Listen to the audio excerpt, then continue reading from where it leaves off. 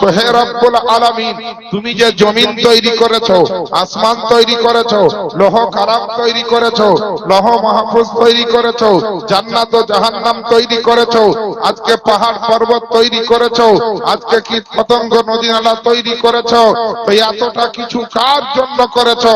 তো আল্লাহ রব্বুল আলামিন বলবেন, শোনো হে আমার ফেরেশতা, শুনে নাও, শুনে নাও।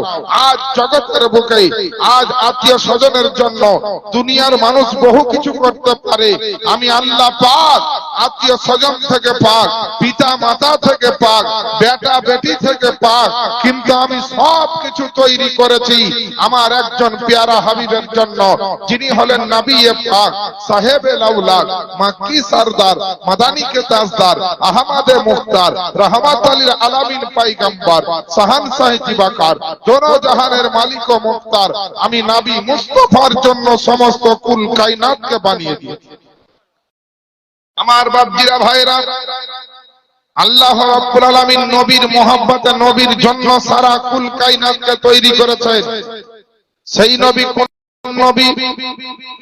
আজ যে নবীর জন্য মাস চলছে, মাসটার নাম শাবানুল মুআজ্জাম মাস।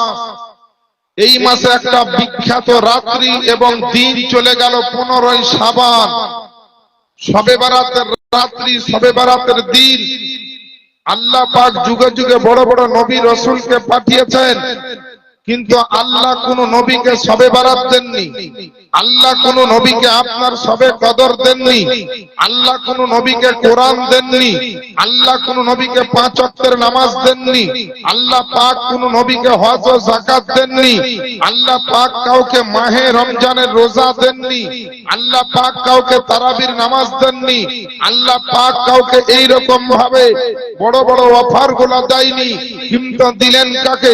রহমাতুল লিল আলামিন পয়গম্বর, যিনি পাপীদের উদ্ধার, হেড অফ সমস্ত নবীদের যিনি কমান্ডার, শাহানশাহ জিবাকার, নূরে মুজাসসাম, রাসূলে আকরাম, সেই নবী মুহাম্মদুর রাসূলুল্লাহ সাল্লাল্লাহু তাআলা আলাইহি ওয়াসাল্লামকে দিলেন।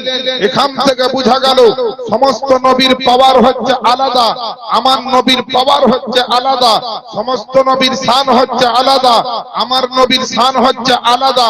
এখান থেকে আপনাকে উপলব্ধি করতে হবে, সমস্ত নবী হলো আপনার আমার নবীর মুক্তাদি, আর আমার নবীকে আল্লাহ বানিয়েছেন ইমামুল আম্বিয়া। জোরে বলেন সুবহানাল্লাহ।